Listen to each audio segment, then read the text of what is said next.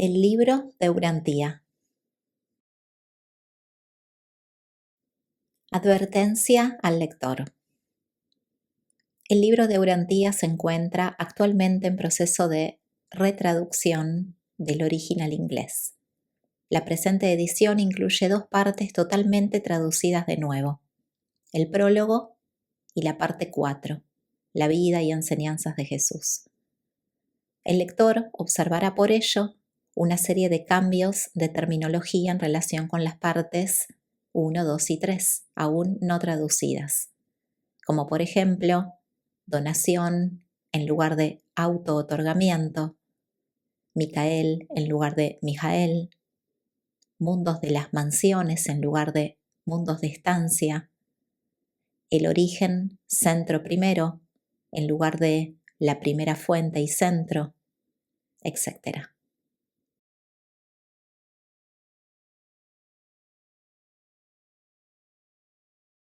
Parte 3.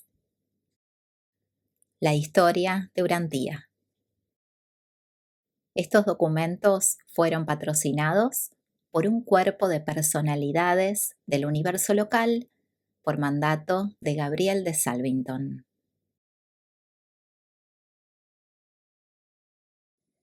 Capítulo 90.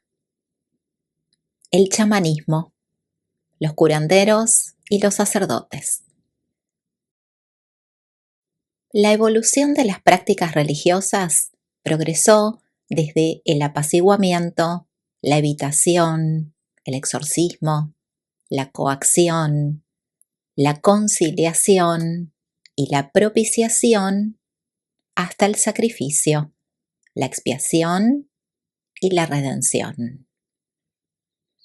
La técnica del ritual religioso pasó desde las formas del culto primitivo a través de los fetiches hasta la magia y los milagros.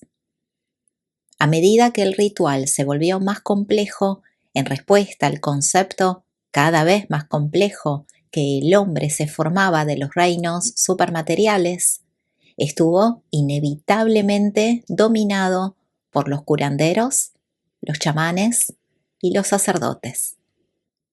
El hombre primitivo terminó por considerar, en sus conceptos progresivos, que el mundo de los espíritus era insensible hacia los mortales corrientes. Únicamente los seres humanos excepcionales podían atraer la atención de los dioses.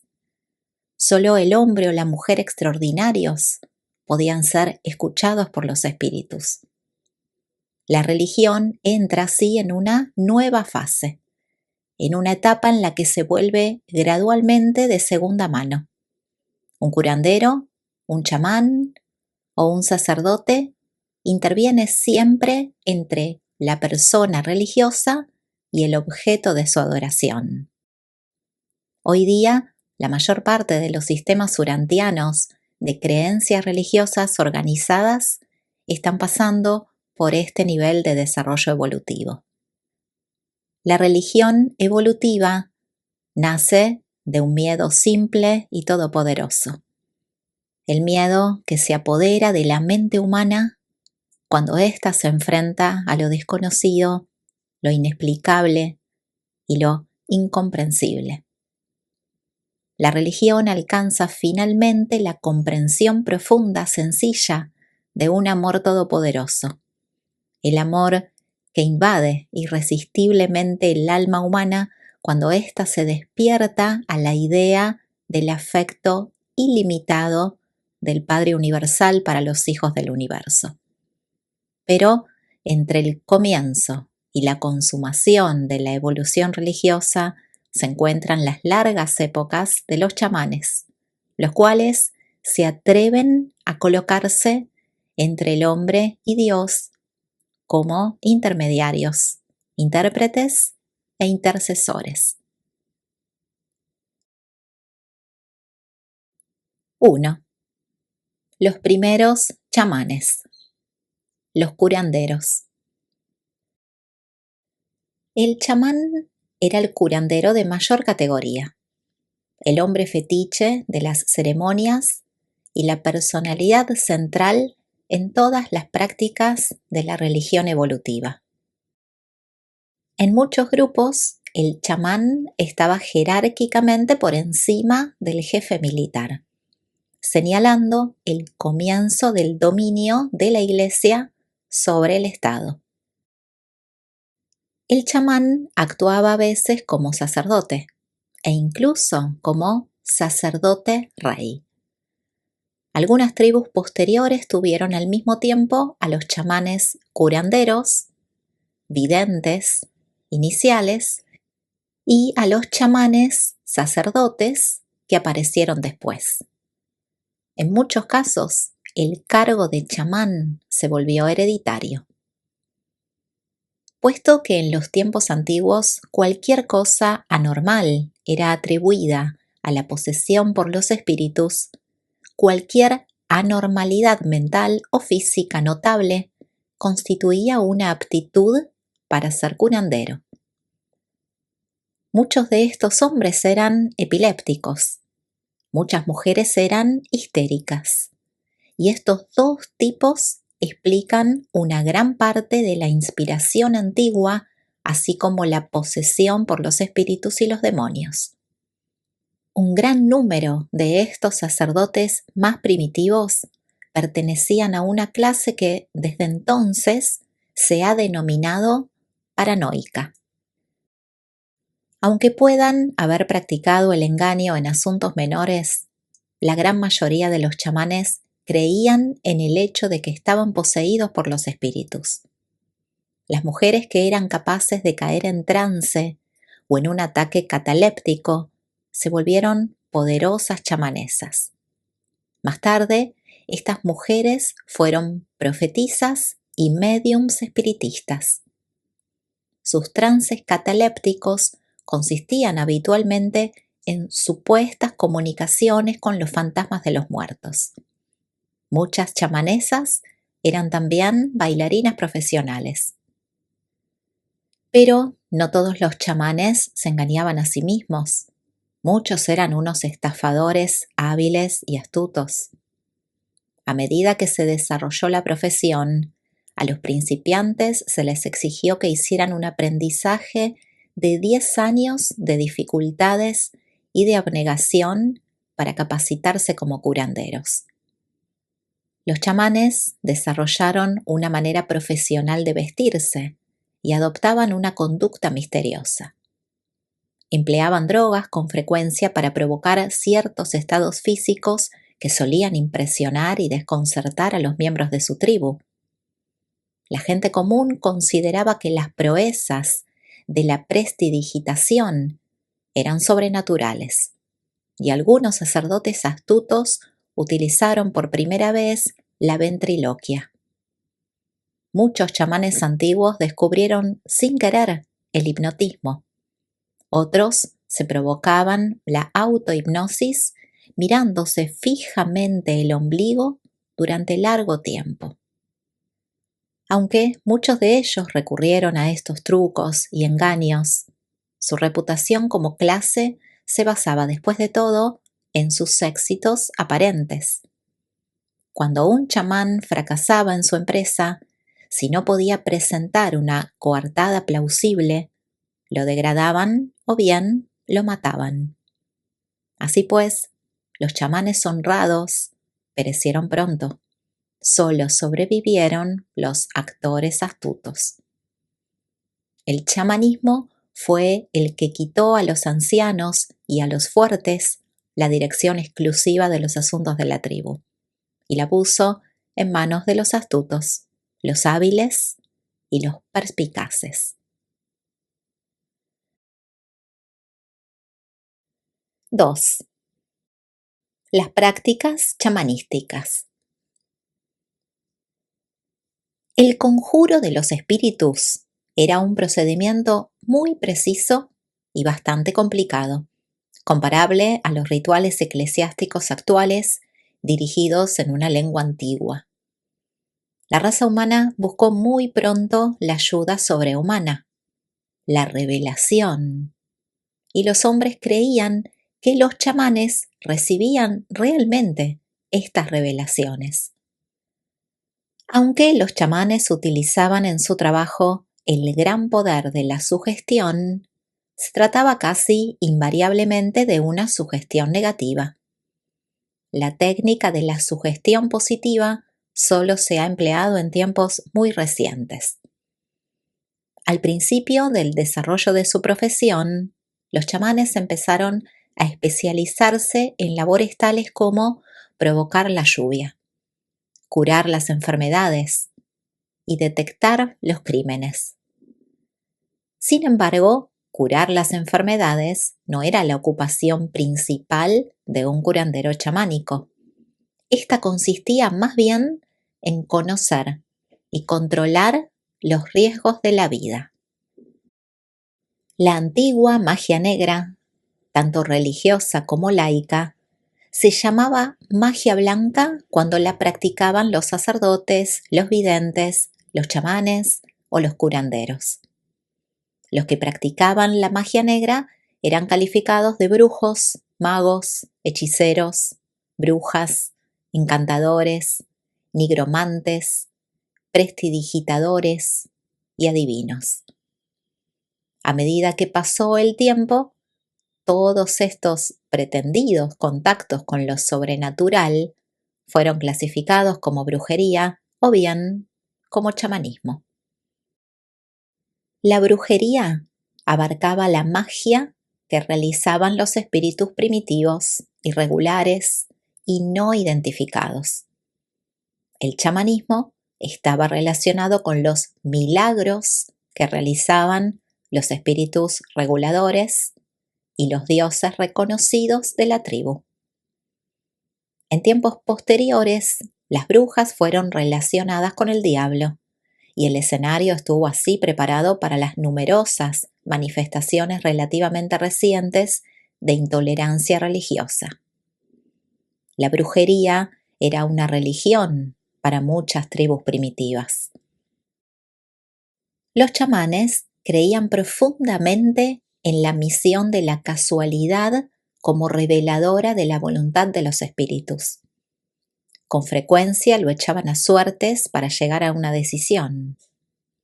Las supervivencias modernas de esta tendencia a echarlo a suertes no solo se encuentran en los numerosos juegos de azar, sino también en las canciones eliminatorias, infantiles, bien conocidas. Antiguamente, la persona eliminada debía morir.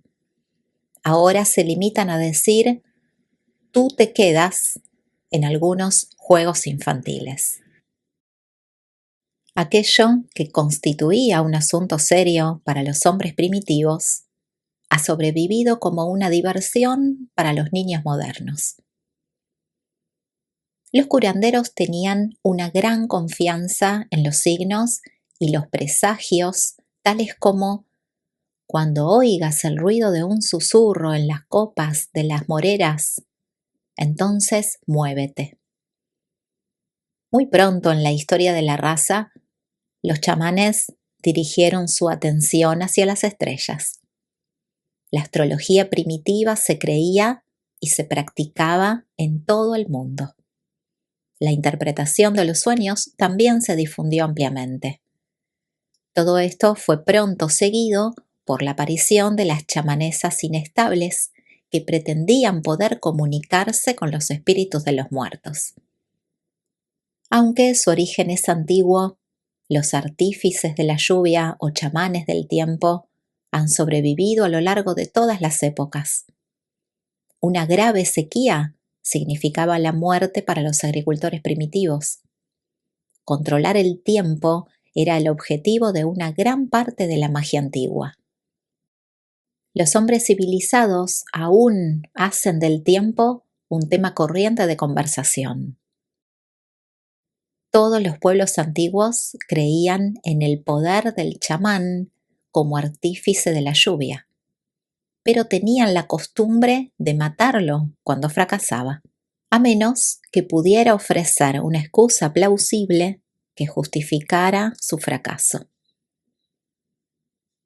Los césares desterraron a los astrólogos una y otra vez. pero estos volvieron invariablemente a causa de la creencia popular en sus poderes. No pudieron expulsarlos, e incluso en el siglo XVI después de Cristo, los administradores de la Iglesia y de los estados occidentales eran los patrocinadores de la astrología.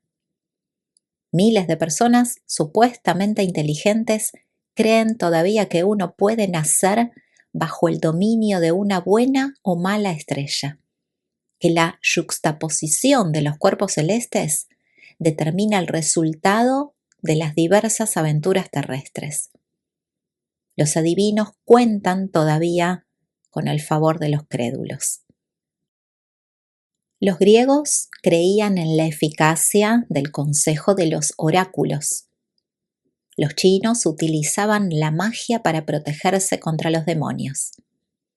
El chamanismo floreció en la India y todavía sobrevive abiertamente en Asia Central. Es una práctica que solo se ha abandonado recientemente en una gran parte del mundo. De vez en cuando surgieron auténticos profetas e instructores para denunciar y desenmascarar al chamanismo. Incluso los hombres rojos en vías de desaparición tuvieron un profeta de este tipo en los últimos 100 años. El Tenskwatawa Shawnee, que predijo el eclipse de sol de 1806 y denunció los vicios del hombre blanco. Muchos verdaderos educadores han aparecido en las diversas tribus y razas durante las largas épocas de la historia evolutiva y continuarán apareciendo siempre para desafiar a los chamanes o los sacerdotes de cualquier época que se opongan a la educación general e intenten contrarrestar el progreso científico. Los antiguos chamanes establecieron su reputación como voces de Dios y guardianes de la providencia de muchas maneras y por métodos tortuosos. Asperjaban con agua a los recién nacidos y les conferían el nombre. Circuncidaban a los varones. Presidían todas las ceremonias fúnebres y anunciaban debidamente la feliz llegada de los muertos al reino de los espíritus. Los sacerdotes y curanderos chamánicos se volvieron a menudo muy ricos debido a la acumulación de sus diversos honorarios que eran, aparentemente, ofrendas para los espíritus.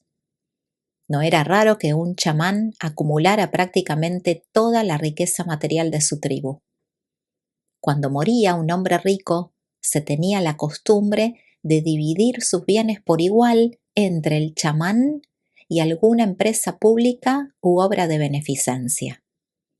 Esta práctica existe todavía en algunas partes del Tíbet, donde la mitad de la población masculina pertenece a esta clase de no productores.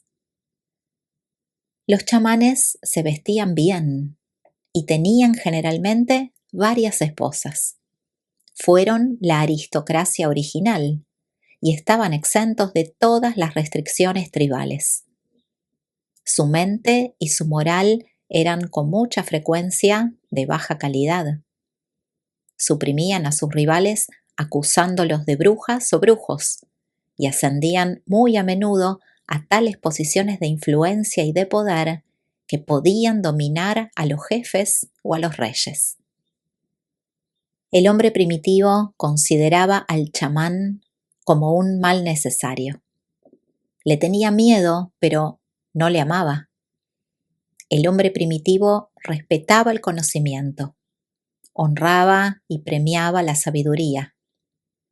El chamán era, la mayoría de las veces, un impostor, pero la veneración por el chamanismo ilustra muy bien el gran valor que se daba a la sabiduría en la evolución de la raza. 3. La teoría chamánica de la enfermedad y la muerte. Puesto que el hombre de la antigüedad consideraba que él mismo y su entorno material eran directamente sensibles a los caprichos de los fantasmas y a los antojos de los espíritus, no es de extrañar que su religión se ocupara tan exclusivamente de los asuntos materiales. El hombre moderno ataca directamente sus problemas materiales. Reconoce que la materia es sensible a la manipulación inteligente de la mente. El hombre primitivo deseaba también modificar e incluso controlar la vida y las energías del ámbito físico.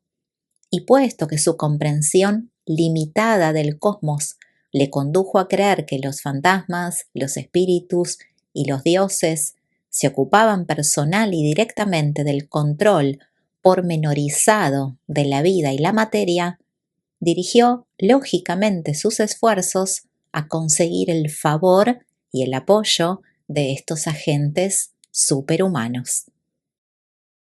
Considerado desde este punto de vista, una gran parte de los elementos inexplicables e irracionales de los cultos antiguos se vuelve comprensible. Las ceremonias del culto eran las tentativas del hombre primitivo por controlar el mundo material en el cual se encontraba, y una gran parte de sus esfuerzos estaban dirigidos hacia el objetivo de prolongar la vida y asegurar la salud. Puesto que todas las enfermedades y la muerte misma fueron consideradas en un principio como fenómenos causados por los espíritus, era inevitable que los chamanes, a la vez que ejercían como curanderos y sacerdotes, trabajaran también como médicos y cirujanos. La mente primitiva puede encontrarse en situación de inferioridad por falta de datos, pero a pesar de todo ello es lógica. Cuando los hombres reflexivos observan la enfermedad y la muerte, se dedican a determinar las causas de estas calamidades, y de acuerdo con su comprensión, los chamanes y los científicos han propuesto las siguientes teorías sobre la aflicción. 1. Los fantasmas, las influencias directas de los espíritus. La hipótesis más primitiva que se ofreció para explicar la enfermedad y la muerte fue que los espíritus causaban las enfermedades atrayendo el alma fuera del cuerpo. Si ésta no regresaba, se producía la muerte. Los antiguos temían tanto la actividad malévola de los fantasmas productores de enfermedades que solían abandonar a menudo a las personas enfermas sin dejarles siquiera ni alimentos ni agua. Sin tener en cuenta las bases erróneas de estas creencias, éstas aislaban eficazmente a las personas aquejadas e impedían la propagación de las enfermedades contagiosas. 2. La violencia, las causas evidentes. Las causas de algunos accidentes y fallecimientos eran tan fáciles de identificar que fueron pronto eliminadas de la categoría de las actividades de los fantasmas. Las calamidades y las heridas que acompañaban a la guerra, los combates con los animales y otros agentes fácilmente identificables fueron consideradas como sucesos naturales. Pero durante mucho tiempo se creyó que los espíritus seguían siendo responsables del retraso de las curaciones o de la infección de las heridas producidas incluso por una causa natural. Si no se podía descubrir ningún agente natural observable, los fantasmas espíritus seguían siendo considerados como responsables de la enfermedad y la muerte. Hoy se puede encontrar en África y en otros lugares pueblos primitivos que matan a alguien cada vez que se produce una muerte no violenta. Sus curanderos les indican quiénes son los individuos culpables. Si una madre muere de parto, el niño es estrangulado inmediatamente, vida por vida. 3. La magia, la influencia de los enemigos. Se creía que muchas enfermedades eran causadas por los hechizos, por la acción del mal de ojo y la inclinación mágica señalando a alguien. En cierta época era realmente peligroso señalar con el dedo a una persona. Todavía se considera que señalar es de mala educación. En los casos de enfermedad y de muerte poco claras, los antiguos solían realizar una investigación oficial. Diseccionaban el cuerpo y, basándose en algún descubrimiento, decidían que éste era la causa de la muerte. De lo contrario, la muerte solía atribuirse a la brujería, siendo necesario ejecutar entonces a la bruja responsable. Estas antiguas investigaciones judiciales salvaron la vida de muchas supuestas brujas. En algunas tribus se creía que un hombre podía morir a consecuencia de su propia brujería, en cuyo caso no se acusaba a nadie. 4. El pecado, el castigo por la violación de un tabú. En una época relativamente reciente se ha creído que la enfermedad es un castigo por el pecado, personal o racial. Entre los pueblos que atraviesan este nivel de evolución, la teoría predominante es que uno no puede sufrir a menos que haya violado un tabú. Una forma típica de estas creencias consiste en considerar que la enfermedad y el sufrimiento son las flechas del Todopoderoso dentro del cuerpo. Los chinos y los mesopotámicos consideraron durante mucho tiempo que la enfermedad era el resultado de la actividad de los demonios malignos, aunque los caldeos también estimaban que las estrellas eran la causa del sufrimiento. Esta teoría de que la enfermedad es la consecuencia de la cólera divina predomina todavía entre muchos grupos de urantianos supuestamente civilizados. Y 5. Las causas naturales. La humanidad ha aprendido muy lentamente los secretos materiales de la relación entre las causas y los efectos en los ámbitos físicos de la energía, la materia y la vida. Los antiguos griegos, que habían conservado las tradiciones de las enseñanzas de Adanzón, figuran entre los primeros en reconocer que todas las enfermedades son el resultado de unas causas naturales. El desarrollo de la era científica está destruyendo de manera lenta pero segura las teorías seculares del hombre sobre la enfermedad y la muerte. La fiebre fue uno de los primeros malestares humanos que se eliminaron de la categoría de los desórdenes sobrenaturales. Y la era de la ciencia ha roto progresivamente las cadenas de la ignorancia que tanto tiempo han aprisionado a la mente humana. La comprensión de la vejez y del contagio está destruyendo gradualmente el miedo del hombre a los fantasmas, los espíritus y los dioses como autores personales de las desgracias humanas y del sufrimiento de los mortales. La evolución consigue infaliblemente sus fines. Infunde al hombre ese temor supersticioso a lo desconocido y ese terror a lo invisible que constituyen el andamiaje para alcanzar el concepto de Dios.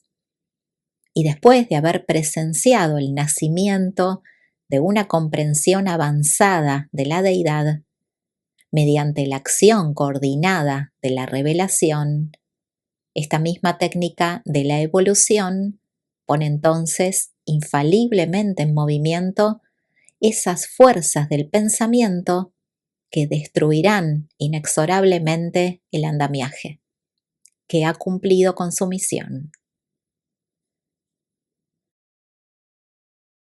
4. La medicina bajo el dominio de los chamanes.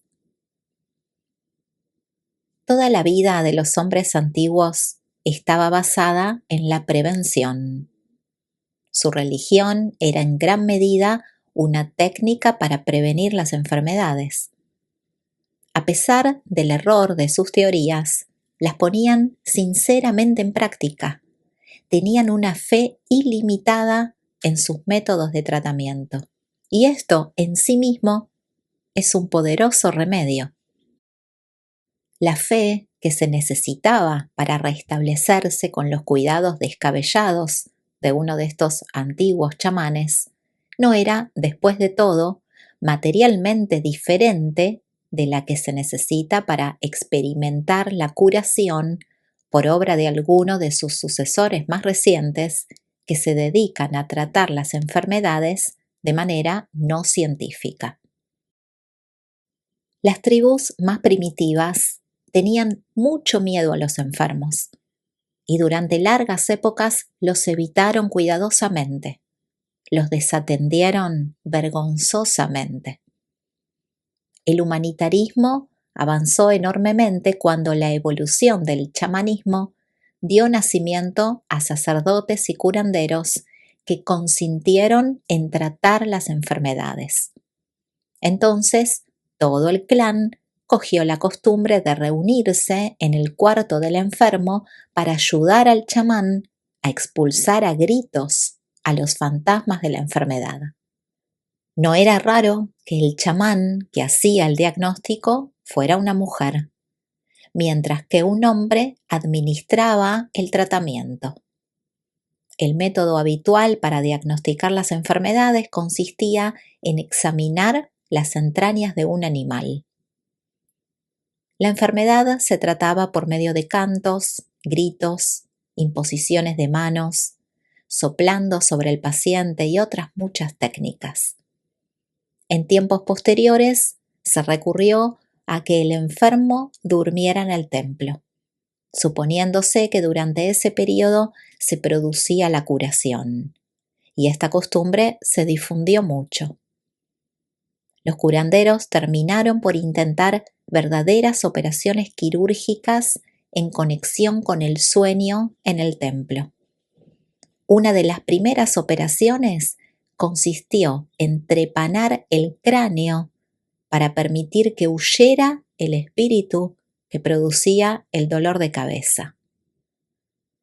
Los chamanes aprendieron a tratar las fracturas y las dislocaciones, a abrir los forúnculos y los abscesos. Las chamanesas se volvieron comadronas expertas. Un método corriente de tratamiento consistía en frotar alguna cosa mágica sobre una parte infectada o manchada del cuerpo, arrojar fuera el amuleto y suponer que se producía la curación. Si alguien recogía por casualidad el amuleto desechado, se creía que contraía inmediatamente la infección o la mancha. Pasó mucho tiempo antes de que se introdujeran las hierbas y otros verdaderos medicamentos. El masaje se desarrolló en conexión con el conjuro, frotando el cuerpo para expulsar al espíritu, y estuvo precedido por los esfuerzos para aplicar los medicamentos mediante fricciones, al igual que los modernos intentan hacer penetrar los linimentos frotando. Se creía que aplicar ventosas y chupar las partes afectadas, así como la sangría, eran valiosos para desembarazarse de un espíritu causante de enfermedades. Puesto que el agua era un poderoso fetiche, se utilizaba en el tratamiento de muchos malestares. Durante mucho tiempo se creyó que el espíritu que causaba la enfermedad se podía eliminar a través del sudor. Los baños de vapor eran muy apreciados. Los manantiales naturales de agua caliente florecieron pronto como balnearios primitivos. El hombre primitivo descubrió que el calor solía aliviar el dolor. utilizó la luz del sol, los órganos de los animales recién sacrificados, la arcilla caliente y las piedras recalentadas, y muchos de estos métodos se emplean todavía. Los ritmos se practicaban en un esfuerzo por influir sobre los espíritus. Los tantanes eran universales. Algunos pueblos creían que la enfermedad era causada por una conspiración perversa entre los espíritus y los animales. Esto dio nacimiento a la creencia de que existía un remedio vegetal benéfico para cada una de las enfermedades causadas por los animales. Los hombres rojos eran especialmente fieles a la teoría de las plantas como remedios universales. Siempre ponían una gota de sangre en el agujero que dejaba la raíz cuando arrancaban una planta. El ayuno, la dieta y los revulsivos se utilizaban a menudo como medidas curativas. Las secreciones humanas, como eran claramente mágicas, se tenían en gran estima. La sangre y la orina figuraron, pues, entre los primeros medicamentos, y pronto se añadieron las raíces y diversas sales. Los chamanes creían que se podía expulsar del cuerpo a los espíritus de la enfermedad con medicamentos nauseabundos y de mal gusto. Los purgantes se convirtieron muy pronto en un tratamiento rutinario, y los valores del cacao y de la quinina puros figuraron entre los primeros descubrimientos farmacéuticos. Los griegos fueron los primeros que desarrollaron unos métodos realmente racionales para curar a los enfermos. Tanto los griegos como los egipcios recibieron sus conocimientos médicos del valle del Éufrates. El aceite y el vino se utilizaron muy pronto como medicinas para curar las heridas. Los sumerios empleaban el aceite de ricino y el opio. Muchos de estos remedios secretos, antiguos y eficaces, perdieron su poder cuando fueron conocidos. El secreto siempre ha sido esencial para practicar con éxito el engaño y la superstición. Solo los hechos y la verdad buscan la plena luz de la comprensión y se regocijan con la iluminación y la aclaración de la investigación científica. 5. Los sacerdotes y los rituales. La esencia del ritual consiste en la perfección de su ejecución. Entre los salvajes ha de practicarse con una precisión exacta. La ceremonia solo posee un poder irresistible sobre los espíritus cuando el ritual ha sido realizado correctamente. Si el ritual es defectuoso, lo único que hace es despertar la ira y el resentimiento de los dioses. Por consiguiente, puesto que la mente, en lenta evolución del hombre, concebía que la técnica del ritual era el factor decisivo para su eficacia, era inevitable que los primeros chamanes se convirtieran, tarde o temprano, en un clero entrenado para dirigir la práctica meticulosa del ritual.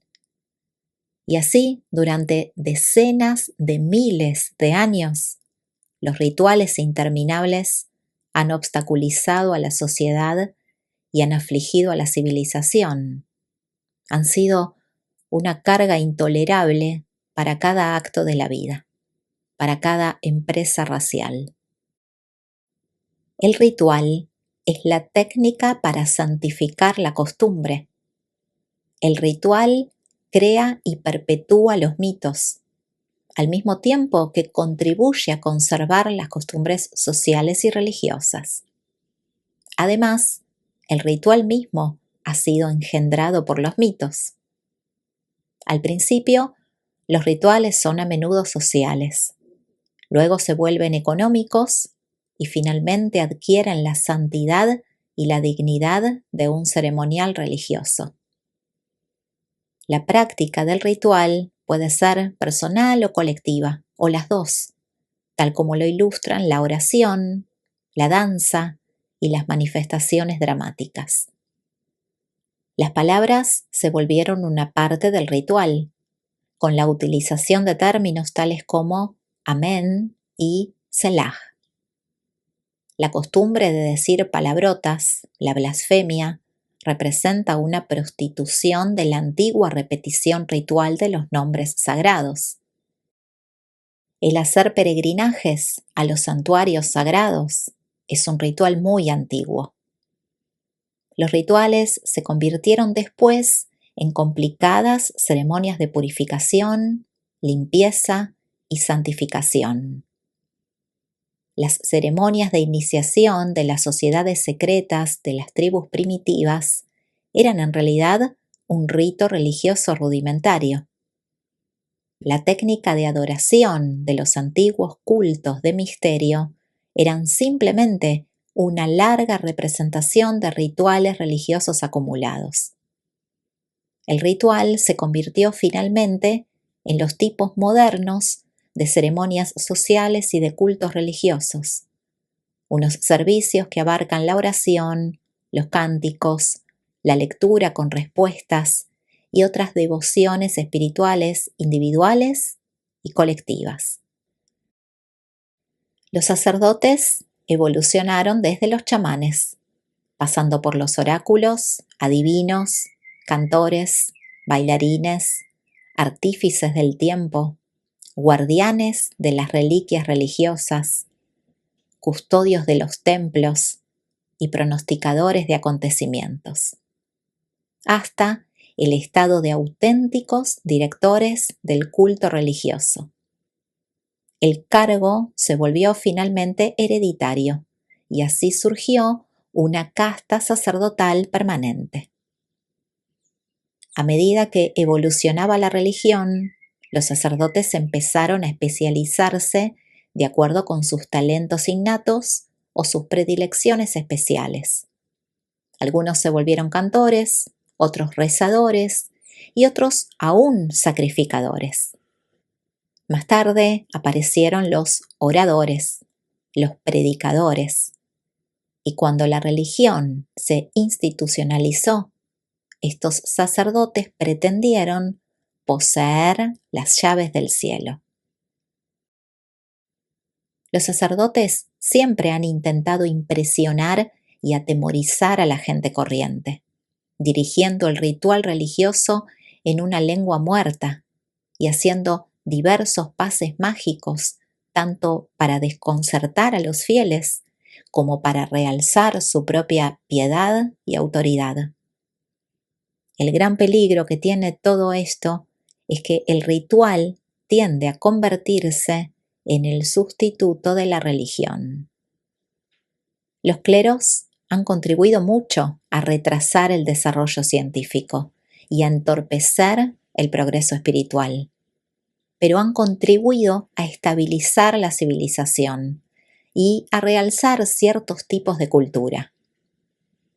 Sin embargo, muchos sacerdotes modernos han dejado de ejercer como directores del ritual de la adoración de Dios y han desviado su atención hacia la teología, el intento por definir a Dios.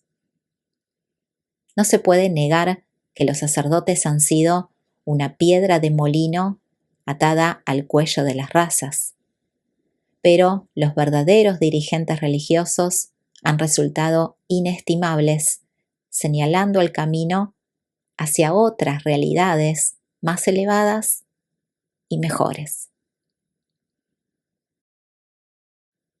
Este capítulo es presentado por un Melquisedec de Nevadón.